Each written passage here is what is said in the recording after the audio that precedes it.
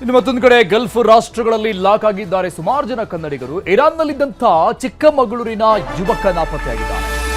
ಕಳೆದ 8 ದಿನಗಳಿಂದ ಇವರ ಪತ್ತೆನೇ ಇಲ್ಲ, ಯಾರಿಗೂ ಸಂಪರ್ಕಕ್ಕೆ ಸಿಗ್ತಾ ಇಲ್ಲ. ಚಿಕ್ಕಮಗಳೂರಿನ ಕೊಪ್ಪ ತಾಲೂಕಿನ ಹಿರೇಕೊಡಿಗೆ ನಿವಾಸ್ ನಿಶ್ಚಿತ್ ಅಲ್ಲಿ ಕೆಲಸಕ್ಕಿದ್ದು ಮರ್ಚೆಂಟ್ ನೇವಿಯಲ್ಲಿ ಕೆಲಸ ಮಾಡ್ತಾ ಇದ್ದಂತಹ ಯುವಕ. ಕೊಪ್ಪ ತಾಲೂಕಿನ ಹಿರೇಕೊಡಿಗೆ ನಿವಾಸ್ ನಿಶ್ಚಿತ್ ಮರ್ಚೆಂಟ್ ನೇವಿಯಲ್ಲಿ ಕೆಲಸ ಮಾಡ್ತಾ ಇದ್ರು. ಕಳೆದ 8 ದಿನಗಳ ಹಿಂದೆ ಅವರ ತಂದೆಗೆ ಫೋನ್ ಮಾಡಿದ್ದಷ್ಟೇ. ನಿಶ್ಚಿತ್ ಇರಾನ್ನಲ್ಲಿದ್ರು ಕೆಲಸ ಮಾಡ್ಕೊಂಡು ಮರ್ಚೆಂಟ್ ನೇವಿಯಲ್ಲಿ. ಸೊ ಅಲ್ಲಿಂದ ಇವರು ಕುವೈತ್ಗೆ ಹೋಗ್ತಾ ಇದ್ದೀನಿ ಅಂತ ಕಳೆದ 8 ದಿನಗಳ ಹಿಂದೆ ಕಾಲ್ ಮಾಡಿದಾಗ ಹೇಳಿದ್ದು ಅವರ ತಂದೆಗೆ. ಅದನ್ನು ಬಿಟ್ಟರೆ ಮತ್ತೆ ಫೋನ್ ಮಾಡಿದ್ರೆ ಸಂಪರ್ಕಕ್ಕೆ ಸಿಗ್ತಾನೆ ಇಲ್ವಂತೆ. ಇನ್ನು ಬೆಳಿಗ್ಗೆ ನಮಗೆ ಬಂದಂಥ ಮಾಹಿತಿ ಪ್ರಕಾರವಾಗಿ 8 ದಿನಕ್ಕೊಮ್ಮೆ ಮನೆಯವ್ರ ಜೊತೆಗೆ ಮಾತನಾಡ್ತಾ ಇದ್ರು ನಿಶ್ಚಿತ್ ಅನ್ನುವಂಥ ಮಾಹಿತಿ ಇದೆ.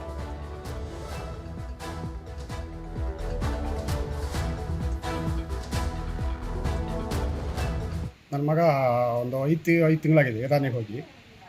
ಈಗ ಯಾವ ಸಂಪರ್ಕದಲ್ಲೂ ಇಲ್ಲ. ಹಾಗಾಗಿ ನಾವು ನಿಮ್ಮ ಹತ್ರ ಕೇಳ್ಕೊಳ್ಳೋದಿಷ್ಟೇ, ಅವನು ಈ ಯುದ್ಧ ಆಗ್ತಿರೋದ್ರಿಂದ ಅಲ್ಲಿ ಹೇಗಿದೆ ಪರಿಸ್ಥಿತಿ ಏನೋ ನಮಗೆ ಗೊತ್ತಿಲ್ಲ. ಮಗ ನನ್ನ ಸಂಪರ್ಕ ಮಾಡುವಾಗ ಮಾಡಿಕೊಡಿ. ತುಂಬ ಜನ ಹೆಲ್ಪ್ ಮಾಡ್ತಾ ಇದ್ದಾರೆ ಅಷ್ಟಂತ ಹೇಳ್ಬೋದು. ನನ್ನ ಮಗ ಒಂದು 5 ಈ ಬಗ್ಗೆ ಡೀಟೇಲ್ಸ್ ಕೊಡ್ತಾರೆ ನಮ್ಮ ಪ್ರತಿನಿಧಿ ಯೋಗೀಶ್ ಸಂಪರ್ಕದಲ್ಲಿದ್ದಾರೆ. ಯೋಗೀಶ್, ನಿಶ್ಚಿತ್ ಕಳೆದ 8 ದಿನಗಳಿಂದ ನಾಪತ್ತೆ ವಿಚಾರಕ್ಕೆ ಸಂಬಂಧಪಟ್ಟಂಗೆ ಅಟ್ಲೀಸ್ಟ್ ಏನು ಬೇಸಿಕ್ ಇನ್ಫಾರ್ಮೇಷನ್ ಕೂಡ ಸಿಗ್ತಾ ಇಲ್ವಂತ. ಅಲ್ಲಿರುವಂಥ ಅನಿವಾಸಿ ಭಾರತೀಯ ಸಂಘಟನೆಗಳನ್ನು ಸಂಪರ್ಕ ಮಾಡ್ತಾ ಇದ್ರು ಬೆಳಿಗ್ಗೆ ಅನ್ನುವಂಥ ಮಾಹಿತಿ ಇತ್ತು. ಸೊ ಅಲ್ಲಿಂದ ಏನಾದರೂ ಇಲ್ಲಿವರೆಗೂ ಏನಾದರೂ ಮಾಹಿತಿ ಸಿಕ್ಕಿದೆಯಂತ ನಿಶ್ಚಿತ್ ಬಗ್ಗೆ?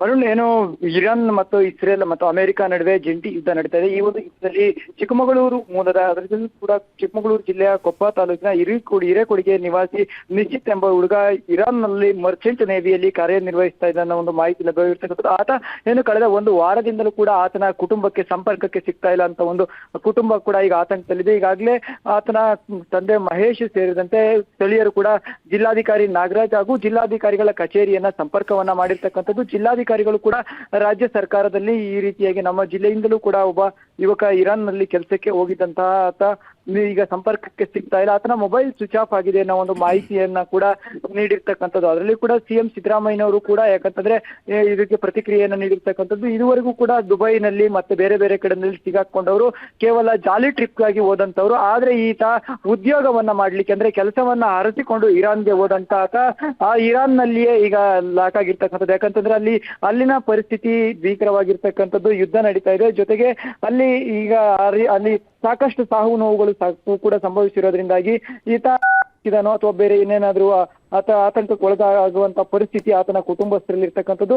ಇನ್ನು ಅಲ್ಲಿನ ಫಾರಿನ್ ಎಂಬೆಸಿಗಳನ್ನ ಕೂಡ ಸಂಪರ್ಕ ಮಾಡಿ ತಮ್ಮ ಪುತ್ರನ ಬಗ್ಗೆ ಮಾಹಿತಿಯನ್ನ ಬೇಗ ನೀಡ್ಲಿ ಅನ್ನೋ ಒಂದು ಒತ್ತಾಯವನ್ನ ಆತನ ತಂದೆ ಮಹೇಶ್ ಕೂಡ ಮಾಡ್ತಿರ್ತಕ್ಕಂಥದ್ದು.